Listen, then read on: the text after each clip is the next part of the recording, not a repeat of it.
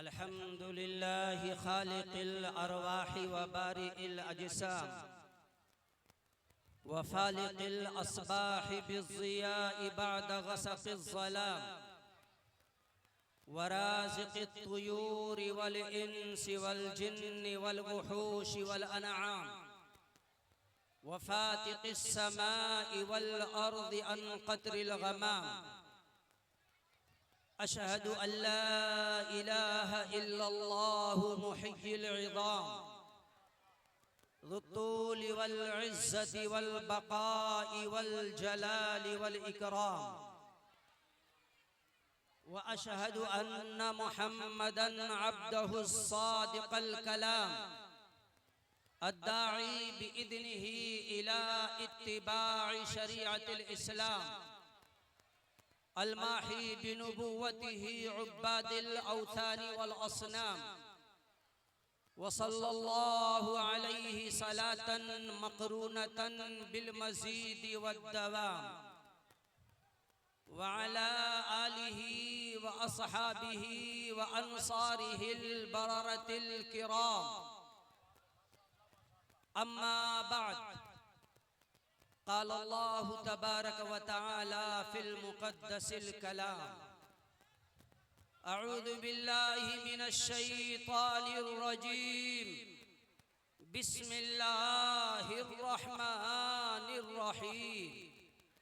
लक़द मन्नल्लाहु अलल मुअमिनीना इज़ बअस फ़ीहिम रसूलन मिन अनफुसिहिम यतलू अलैहिम आयातिही व युज़क्कीहिम व युअल्लिमुहुमुल किताब वल हिकमह व इन कानू मिन क़ब्लु लफ़ी ज़लालिम मुबीन। सदक़ल्लाहुल अज़ीम।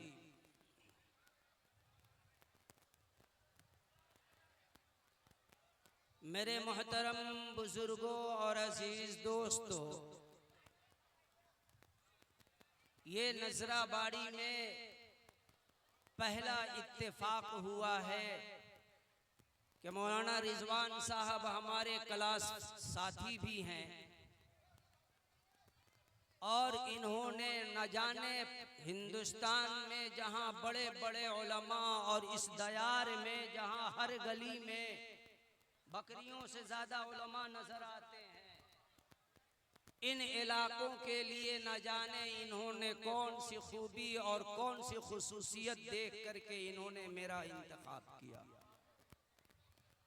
मैं एक कम इल्म इंसान आपके सामने ला करके बैठा दिया गया हूँ।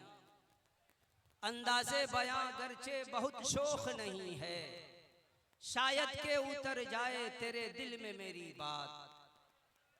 अब मैं आ गया हूँ और आप हजरात भी आ गए हैं और फिर दिल साहब को सुनना है, तो थोड़ी देर आप हमारे और आपके बीच में थोड़ी देर एक वक्त का सेटलमेंट हो जाए, आधे एक घंटे का, फिर उसके बाद मैं अपनी जगह ले लूंगा।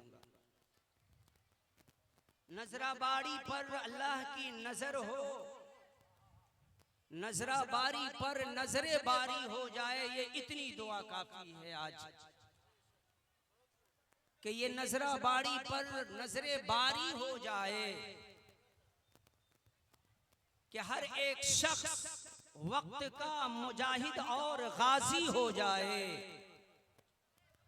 तामीरे मस्जिद के नाम पर जो आपने इस जलसे का इनेकाद किया है, अल्लाह करे कि हर फर्द नमाजी हो जाए। और ये सूरत सीरतुन नबी सल्लल्लाहु अलैहि वसल्लम के उन्वान से इस बज़्म को जो सजाया है, अल्लाह करे कि नबी की सुन्नत पर इस तरह हम चले कि यही जन्नत की तैयारी हो जाए। क्योंकि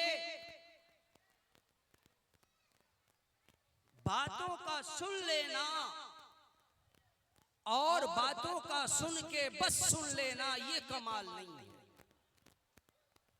कमाल ये है आपके जलसे के अगराज़ो मकासिद ये होने चाहिए कि हमारी इस्लाह हो सके, हमारा मकसद ये हो कि हम अपने नफ्स की कई बीमारियों को यहाँ पर लेकर के आए और जो नुस्खे कीमिया कुरान और सुन्नत की रोशनी में बताई जाए, उन नुस्खे कीमिया के मुताबिक हम अपने नफ्स की अपने नफ्स की इस्लाह करें। अब यहाँ दो उन्वान हैं। इत्तेफाक की बात कि अब तक जितने भी इन हलकों में मैं प्रोग्राम में आया हूँ, कोई ऐसा जलसा नहीं मिला कि खालिस एक उन्वान पर बात करूं। एक के साथ एक फ्री का रहता है। यहां पर भी सीरतुन नबी और तामीर मस्जिद। असल में इस मस्जिद की तामीर तो हो गई है, उन्वान होना चाहिए था तज़यीन मस्जिद। तज़यीन मस्जिद के मस्जिद का डेकोरेशन बाकी है, मस्जिद का चूना पोचाड़ा बाकी है, मस्जिद का फर्श होना है और ऊपर ले जाकर के फिर उसको अर्श होना है। बहरकैफ आपने ये जलसे को सजाया है। अल्लाह रब्बुल इज्जत आप तमाम की काविशों को कबूल फरमाए। अल्लाह ताला आपकी कोशिशों को कबूल फरमाए। अल्लाह रब्बुल इज्जत आप जो भी जहां जहां से भी आए हैं, अल्लाह रब्बुल इज्जत आपके आने को कबूल फरमाए।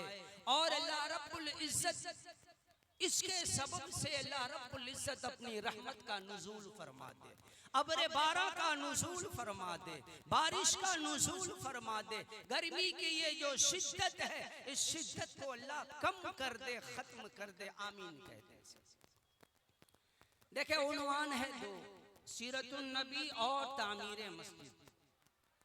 और हमने जो कुरान करीम की आयत पढ़ी है वहां से मैं शुरू करूंगा। कोशिश ये करूंगा कि दोनों मौजू पर पूरा नहीं तो थोड़ा थोड़ा।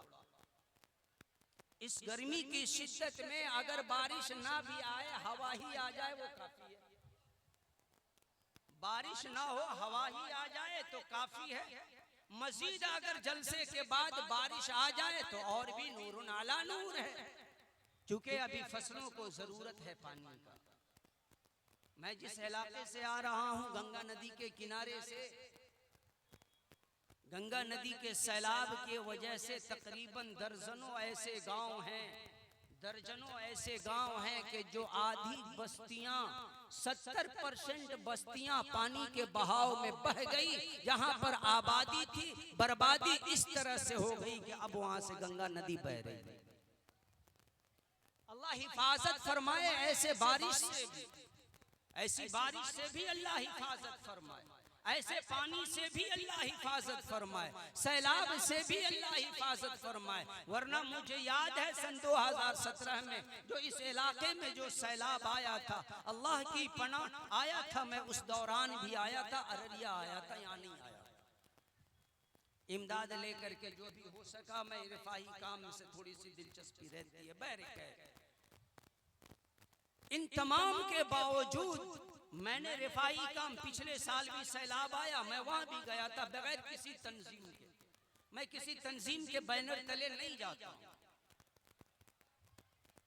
बस एक जज्बा रहता है इंसानियत की मदद करने का, मैं वहां पहुंचने की कोशिश करता हूं। और ये क्योंकि ये मौका अल्लाह ने हमें दिया है कि हम लोगों की भलाई कर सकते। ये मौका अल्लाह ने दिया है कि मेरी जात से लोगों को कोई फायदा पहुंच सके। कुरान करीम की जो हमने आयत पढ़ी है, अल्लाह रब्बुल इज्जत ने फरमा दिया, लक़द मन्नल्लाहु अलल मुअमिनीन। जरा सा इस आयत के एक्सप्रेशन को समझिएगा, बड़ी खूब बात कही अल्लाह ताला ने। आप बताएं आंखें किसने दी? बताएं ना, आंखें किसने दी? जबान किसने दी? हाथ किसने दिए? पैर किसने दिए? बोलने की ताकत किसने दी? सुनने की ताकत किसने दी? सूंघने की ताकत किसने दी? बात करने की और बात समझने की अकली बसीरत किसने दी? कोई और भी है क्या? कोई और भी है क्या? अरे मैं क्या जानूं वो कैसा है, मगर है जानता हूं मैं, उसी के दम से जिंदा हूं, यही बस मानता हूं मैं।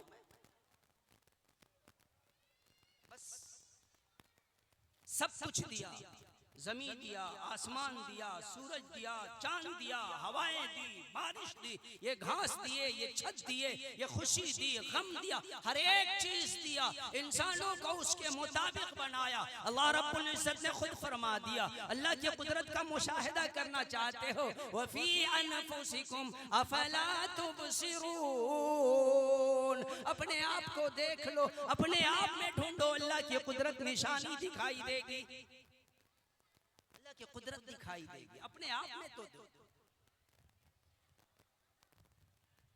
वो अपने आप में देखने की जरूरत है। मगर अल्लाह तबारक व तआला ने हाथ देकर नहीं कहा कि हमने हाथ देकर के एहसान किया, जबान देकर नहीं कहा कि मैंने जबान देकर एहसान किया, मैंने पैर दिया एहसान किया, मैंने सर दिया एहसान किया। ये खोपड़ी के अंदर समझने वाला तुम्हारे पास डाटा एंट्री का पूरा स्टॉक दिया, हमने मेमोरी कार्ड दिया, मगर हमने तुम पर एहसान नहीं किया। जमीन के हर एक चीजों को अल्लाह ने मुसख्खर कर दिया और सिर्फ तुम्हारे लिए मुसख्खर किया। जमीन की हर एक चीज को आप देखें किसके लिए है, तमाम की तमाम चीजें जो हैं सब इंसानों के लिए, सब इंसानों के लिए हैं। ये तो सिर्फ जाहिरी है, डॉक्टरों से आप पूछे तो बताएंगे कि आपके जिस्म के अंदर कितनी ऐसी चीजें हैं।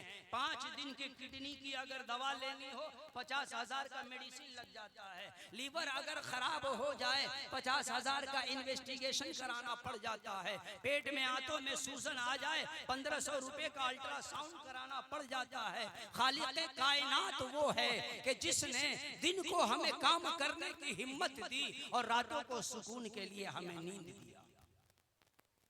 वरना ये नींद ना आए तो इंसान दवाएं की टिक्कियों के भरोसे रात तारे गिनता। बैरकैफियत मैंने तुम पर एहसान किया, हर एक चीज थी, वक्त पर मैंने भूख दी और भूख के साथ खुराक भी दिया, एहसान नहीं किया। मैंने वक्त पर तुम्हें नींद दी और नींद के साथ बिछौना भी दिया, मगर एहसान नहीं किया। लेकिन बात एक आई है, मकाम एक आया है, एक वो मकाम है कि अल्लाह रब्बुल इज्जत ने ऐलान फरमा दिया, ए इंसानों, ए लोगों और ए मुसलमानों, ए मोमिनों, लक़द मन्नल्लाहु अलल मुमिनीन, अल्लाह ने मोमिनों पर एहसान कर दिया। अल्लाह बारी ताला तूने तो अनगिनत एहसान किए हैं, तू तो कादिर था इस चीज पर कि हमें कीड़ा बना सकता था, मगर इंसान बनाया, एहसान किया। तू कादिर था कि हमें जानवर बना देता, हमें बछड़ा बना देता, कुर्बानी में ज़बह हो जाते, लेकिन तूने एहसान किया। कई मखलूक हैं दुनिया में, कोई मखलूक मौला तू बना देता, मगर तूने हमें इंसान बनाया, एहसान किया। अल्लाह इंसान को बनाया, इंसानों में भी तू चाहता मौला, तू चाहता तो हमें हाथ का लुल्हा बना सकता था, मगर तूने सही सालिम बनाया, एहसान किया। पैर का लंगड़ा बना सकता था, मगर सही सालिम बनाकर एहसान किया। मेंटल बना सकता था, मगर अक्लमंद बनाकर एहसान किया। हर एक मकाम पर अल्लाह ने एहसान किया, लेकिन इन एहसानों को अल्लाह ताला नहीं। बात जब आई है तो अल्लाह ताला ने फरमाया है, लक़द मन्नल्लाहु अलल मुमिनीन, मोमिनों पर अल्लाह ने एहसान किया। मौला कब एहसान किया? इज़ बअथ फ़ीहिम रसूलन मिन अनफुसिहिम, जब उन्हीं में से उसमें एक रसूल को मबूस फरमाया। ये वो एहसान था। मौला आखिर क्यों जबान दी, आंखें दी, लीवर दिया, 2 किडनियां दी, स्टोमच दिया, पैंक्रियाज दिया, हर एक चीज दी, कभी नहीं कहा नबी को दिया, रसूल को भेजा, रसूल को भेजने के साथ तूने ये कह दिया कि अब हमने तुम पर एहसान कर दिया। क्यों मौला? इसलिए कि ये जो लीवर की बात कर रहे हो, ये लीवर हमने जानवरों को भी दी है, ये किडनियां जानवरों को भी मिली है, ज़बानें उनको भी मिली हैं, तमाम चीजें उनको भी मिली हैं, मगर तुम्हें जो चीज मिली है वो इम्तियाज करने वाली चीज है। तुम्हें जो चीज मिली है वो चीज है, वो चीज क्या है? मोहम्मद रसूलुल्लाह सल्लल्लाहु अलैहि वसल्लम का कलीमा है। वो चीज क्या है? वो चीज शरीयत है। ये वो चीज है, ये वो चीज है कि जिस चीज के अचीवमेंट के लिए, जिस चीज को पाने के लिए अंबिया ने, नबियों ने आरज़ुएं की है, नबियों ने तमन्ना की है, अल्लाह तू मुझे नबी ना बनाकर मोहम्मद की उम्मत में पैदा फरमा दे। मेरी माएँ बहनें भी बड़ी बैठी हैं, बड़ी कसीर तादाद में। मैं एक बात यहाँ पर बड़ी जिम्मेदारी के साथ कहता हूँ, अल्लाह ताला ने अपने नबी को भेजकर मर्दों पर जितना एहसान किया है, मेरी माओ बहनों, उससे करोड़ा करोड़ दर्जा मेरी माओ बहनों आप पर एहसान किया है। ये बड़ी जिम्मेदारी से उलमा की मौजूदगी में ये बात, मर्दों पर अल्लाह ने नबी को भेजकर जितना एहसान किया है, अल्लाह ने औरत नबी को भेजकर औरतों पर उससे ज्यादा एहसान किया है। आपको वो तारीख याद होगी, मक्का की सरजमी में एक मामूल था, एक सिस्टम था कि जब मेला लगा करता था, हमारे यहाँ भी मेला लगता है, हमारे यहाँ भी अलग अलग मेले लगते हैं, ना उम्मीद हो बाहर निकल करके देख लो, जितने जलसे होते हैं सब मेले लगते हैं, सब मेले। मक्का की सरजमी का ये कल्चर, ये माहौल था। मोहम्मद अरबी सल्लल्लाहु अलैहि वसल्लम की तशरीफ आवरी से पहले मक्के का ये सिस्टम था कि बाजार में औरतों की बोली लगाई जाती थी, बाजार में औरतों की नीलामी की जाती थी, बाजार में औरतों की बोली लगाई जाती थी, बाजार में औरतों को बेचा जाता था। आपने, अल्लाह ने अपने महबूब को भेज करके इस सिस्टम पर बैन लगा दिया। ये बड़ा एहसान था। लेकिन एक औरत होने के लिए लाजिम है बेटी का होना, और बेटी होने के लिए लाजिम है कि किसी माँ के गोद में पैदा होना। जब यही बेटियां, जब यही औरतें माँ की गोद में पैदा होती थी, माँ 9 महीने तक उस बोझ को, उस लोड को, इस कैफियत क्या होती है, बच्चे को हमल में रखने की कैफियत क्या होती है, ये नहीं समझ सकते हैं। आप बेहतर समझ सकती हैं। आप जानती हैं कि उस 9 महीने में टेम्परेचर अगर 44 डिग्री का हो, आपको 48 डिग्री का टेम्परेचर झेलना पड़ता है। गर्मी आपको ज्यादा लगती है, परेशानी आपको ज्यादा लगती है। बच्चा जब पेट में हो, ये सब लोग घर वाले खाएंगे, आप नहीं खा सकती। आपका खाना अलग, आपका परहेज अलग, हर एक निजाम आपका अलग। 9 महीने तक उस बच्चे को आप अपनी पेट में झेलती हैं। अब जरा उस दर्द को महसूस करें। मक्का की सरजमी पर जो माएँ थी, वो माएँ अपने बच्चों को पेट में रखती थी, और पेट में रखने के बाद विलादत का मामला जब करीब आता था, विलादत होती थी, और अगर वो गोद में आने वाला, अगर वो औलाद बेटा ना हो करके बेटी हो जाए, तो खुद उस बच्ची का बाप अपने हाथों से उस बच्ची को लेता था। बल्कि यूं कहा जाए कि माओ के गोद से वो बेटियों को नहीं लेता था, माँ के सीने से उसके कलेजे को नोच लेता था। और वो बाप अपने उस फूल जैसी बेटी को लेकर के बयाबान वादियों में जाता था, जमीन की खोदाई करता था, और उस फूल जैसी बच्ची को डाल करके और उस पर मिट्टियां डालकर वो बच्चियां रोती रहती, चिल्लाती रहती, कोई असर नहीं होता, और उन बच्चियों को दरगोर कर दिया जाता था। हमारे आका आए, अल्लाह ने नबी को भेजा, नबी की बेइज्जत हुई, जमाने ने उस दौर को देखा और जमाने ने इस दौर को भी देखा कि उन बेटियों के बारे में अल्लाह के नबी ने कह दिया ये बेटियां हैं कि जो तुम जिसको रहमत समझते हो, अल्लाह ने तुम्हारे लिए इसे रहमत बना दिया। और अल्लाह के नबी ने फरमा दिया, सोच ले, अल्लाह के नबी ने ऐलान कर दिया। अब मर्दों जरा गौर करें, अल्लाह के नबी ने फरमा दिया मन बना। अल्लाह के नबी ने फरमाया कि जिस किसी की 3 बहनें हों या 3 बेटियां हों, ला यकूनु लिअहदिकुम सलासु बनातिन औ सलासु अखवातिन फयुहसिन्न इलैहिन्न दखलल जन्नह।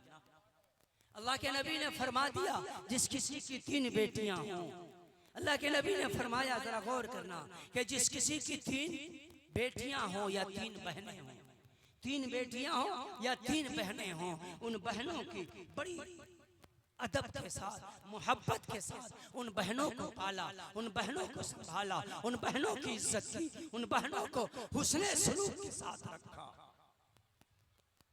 और वो जब बच्चियां जवान हो गई, बेहतर तालीम देकर, बेहतर तरबियत देकर, हुस्ने सलूक के साथ उन बच्चियों की परवरिश की और उन बच्चियों की कफालत की। अल्लाह के नबी सल्लल्लाहु अलैहि वसल्लम ने फरमाया, जन्नत में जाने से उस बाप को या उस भाई को कोई चीज नहीं रोक सकती। जन्नत में जाने से गर्मी की, जन्नत में जाने से कोई चीज नहीं रोक सकती। कब?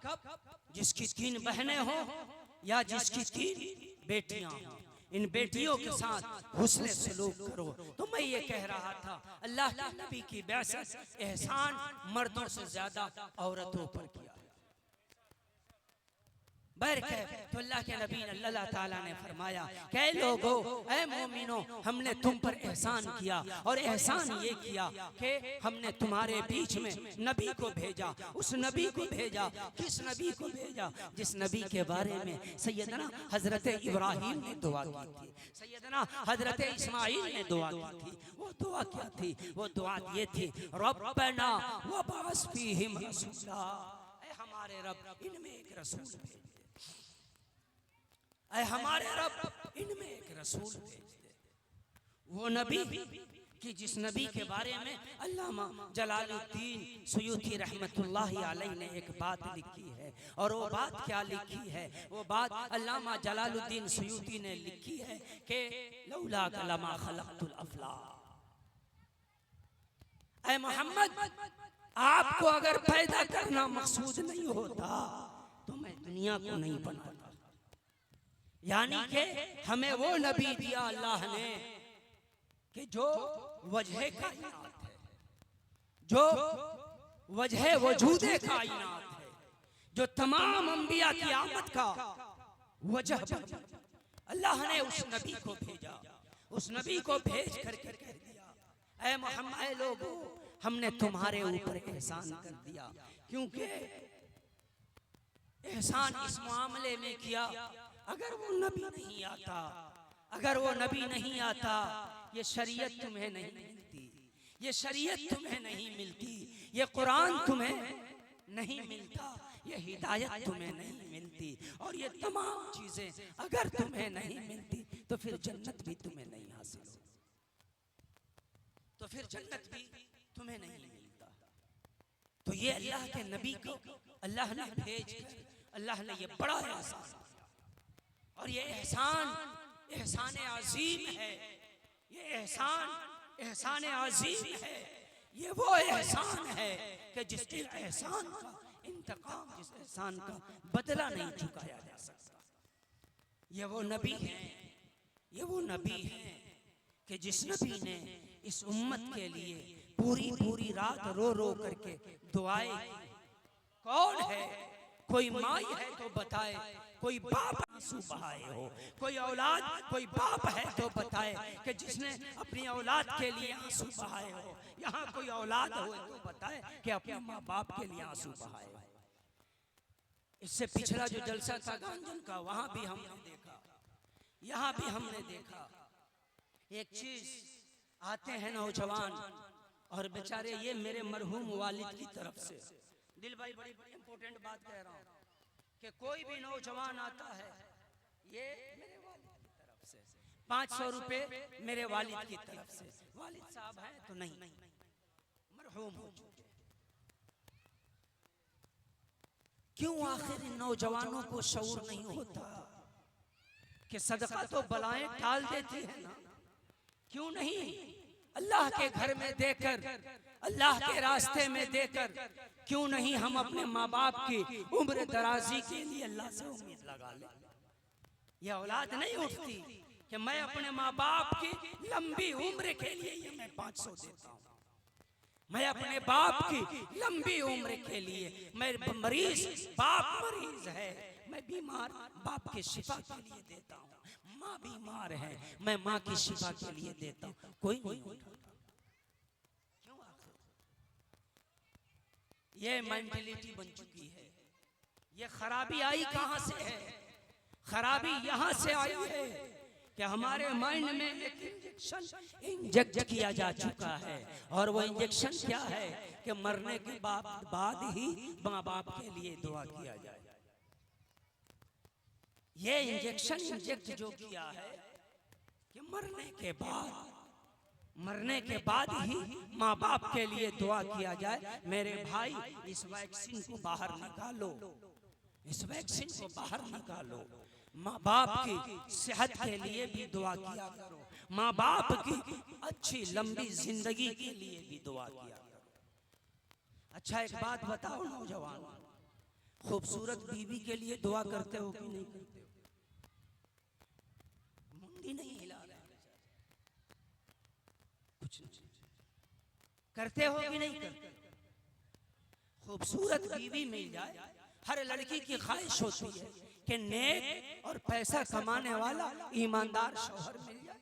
बेईमानों से शादी मत करना, सही बता रहा हूं। अरे भाई, ईमान ही तो वो चीज थी कि अल्लाह ने कहा कि ये ईमान देकर मैंने एहसान किया। अब वो भी बिना ईमान का शौहर आए तो कौन सा एहसान? क्या फायदा बेईमान बीवी मिल जाए, क्या फायदा बेईमान शौहर मिल जाए? तो इसीलिए ख्वाहिश रखो, दुआ भी करो। तो भाई, दुआ करते हो कि नहीं कि नेक बीवी मिले? अरे बताऊंगा नहीं, मैं नहीं बताऊंगा, और मैं ये भी नहीं जानता हूं कि किसके अब्बा कौन है, तो बताऊंगा किससे? हाँ, हर नौजवान ये दुआ करता है कि नेक बीवी मिले। अब बताओ कि अगर नेक बीवी की दुआ कबूल हो जाएगी तो माँ बाप के हक में वो दुआ कबूल नहीं होगी। माँ बाप को भी तो बेहतर बहू मिल जाएगी, माँ बाप के हक में भी तो बेहतर बहू मिल जाएगी, माँ बाप के हक में भी तो बेहतर दामाद मिल जाएगा। तो अपने माँ बाप के हक में दुआ किया करो। अपने माँ बाप बीमार हों, बूढ़े हों, उनकी उम्र की दराजी की दुआ किया करो, दुआ की दरखास्त किया करो। अल्लाह ने ये जो अल कुरान की जो आयत हमने पढ़ी है, लक़द मन्नल्लाहु अलल मुमिनीन,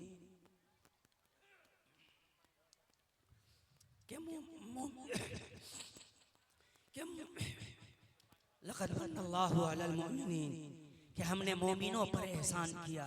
ये वो एहसान था। पानी, इस मौसम का थोड़ा सा मिजाज तो दिल भाई है कि झेल लेते हैं हम लोग से। लक़द मन्नल्लाहु अलल मुमिनीन, जज्बात फिर कभी सुन लीजिएगा, आज बात सिर्फ लक़द मन्नल्लाहु अलल मुमिनीन, मोमिनों पर हमने एहसान किया। अब कहाँ एहसान किया? एहसान ये किया कि अल्लाह ने, आप याद करें कि उम्मत उस दौर में जा चुकी थी, ये कौम उस तहाने पर जा चुकी थी कि दुनिया जल करके, दुनिया डूब करके, दुनिया जहन्नम की ईंधन बनने वाली थी। लोग मिट जाने वाले थे, लोग खत्म हो जाने वाले थे। उस दौर में अल्लाह के नबी सल्लल्लाहु अलैहि वसल्लम की विलादत हुई। आप दरूद शरीफ पढ़ लें, मैं चाय पी ले रहा हूँ। दरूद शरीफ।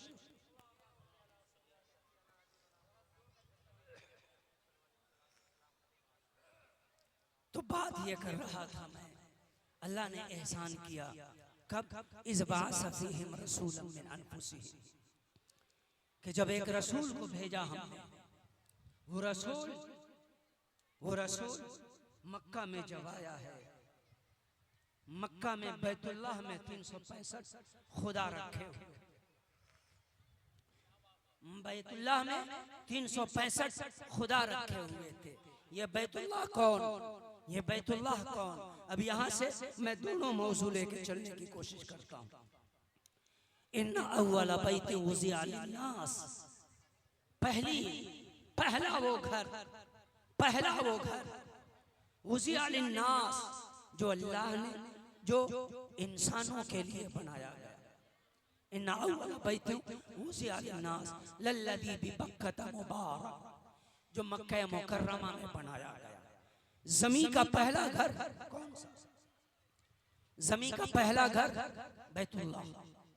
ज़मीन का पहला घर सबसे पहले कौन है? हजरत आदम अलैहिस्सलातु वस्सलाम है। आदम के आने से पहले फरिश्तों ने बैतुल्लाह की तामीर कर दी थी। तो ज़मीन का पहला घर बताए ना, ज़मीन का पहला घर बैतुल्लाह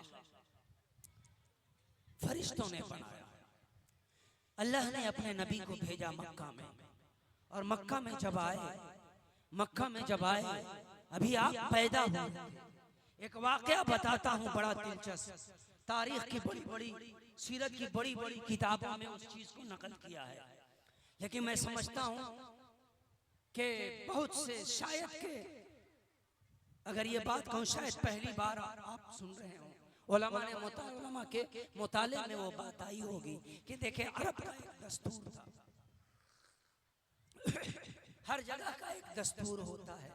अरब का एक दस्तूर था कि बच्चा जब रात के हिस्से में पैदा होता था, बच्चा जब रात के किसी हिस्से में पैदा होता था, तो किया ये जाता था कि उस बच्चे को सूरज निकलने तक एक बर्तन से ढक के रख दिया जाता था। सुने हैं?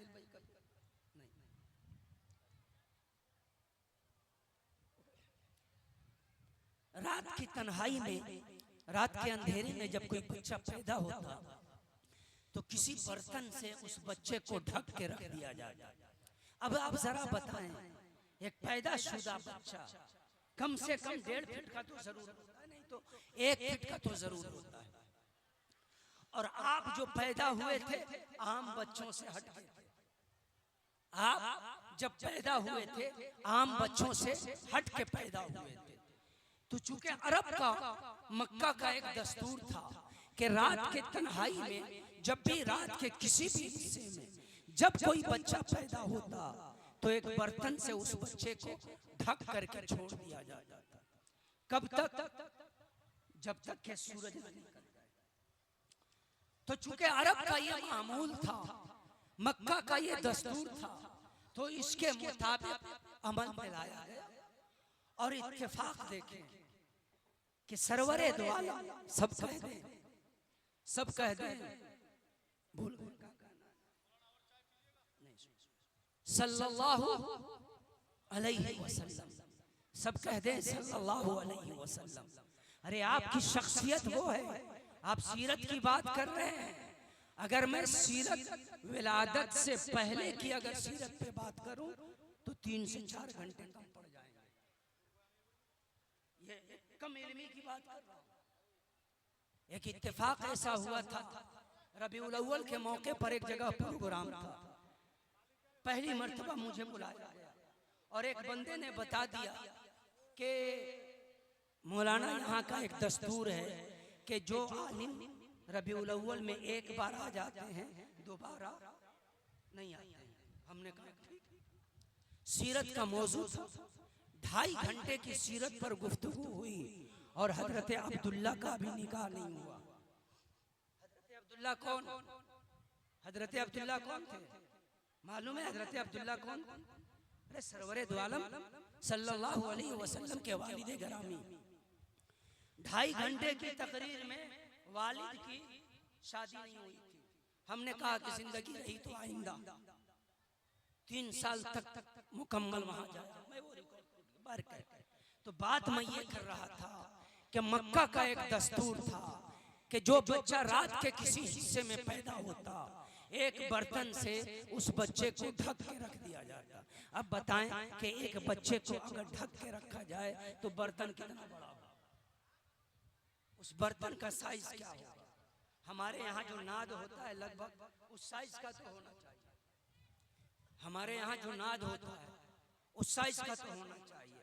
और इस दस्तूर के मुताबिक सरवरे दो आलम सल्लल्लाहु अलैहि वसल्लम को भी ढक के रख दिया गया। लेकिन कमाल ये कि जिस बर्तन में रसूल अकरम सल्लल्लाहु अलैहि वसल्लम को ढक के रखा गया वो बर्तन पत्थर का था। वो बर्तन पत्थर का था, यानी कि कम से कम इतना मोटा तो पत्थर जरूर होगा। अब जब इतना मोटा कठौती हो कि जिसमें बच्चे का हाथ पैर भी ना दबे, आप उसके वजन का अंदाजा लगाएं। लोग रख करके चले गए। सुबह होती है, पहुंचते हैं, देखते हैं कि जिस पत्थर के बर्तन से उस नौमौलूद, उस नए बच्चे को, पैदाशुदा बच्चे को ढक के रखा गया था, वो पत्थर 2 हिस्सों में वो बर्तन तकसीम हो चुका है। एक हिस्सा इधर है, एक हिस्सा इधर है, निगाहें आसमान की तरफ और अंगुली मुंह में। ये पहला मौजज़ा था जो विलादत के बाद ज़हूर हुआ। ये पहला मौजज़ा था। इस मौजज़ा में सबक था। अल्लाह ने जो कहा, ऐ मोमिनो हमने तुम पर एहसान किया कि तुम्हारे बीच में हमने एक रसूल, कि हमने जिस रसूल को भेजा है उस रसूल की बेअसत का मकसद ये है कि दौरे जाहिलियत के तमाम रस्म व रिवाज खत्म कर दिए जाएंगे, जाहिलाना खुराफात खत्म कर दिए जाएंगे। और ये जो रस्म व रिवाज है, बेटियों को बाजार में बेचना बंद हो जाएगा, बेटियों को दफन करना बंद करना होगा, क्योंकि हमने नबी को भेजा है, इसी मकसद के तहत भेजा। अब जरा एक बात बताएं, अल्लाह का शुक्र है हम सब किसी ना किसी माँ की औलाद है ना? कोई यहाँ आदम तो है, कोई आदम तो है नहीं, और ईसा भी बिन माँ के नहीं थे। वो तो कलाम भी है ना आपका। हाँ, क्या हजरत ईसा भी आए थे तो बिन वालिद के थे, बिन माँ के नहीं थे।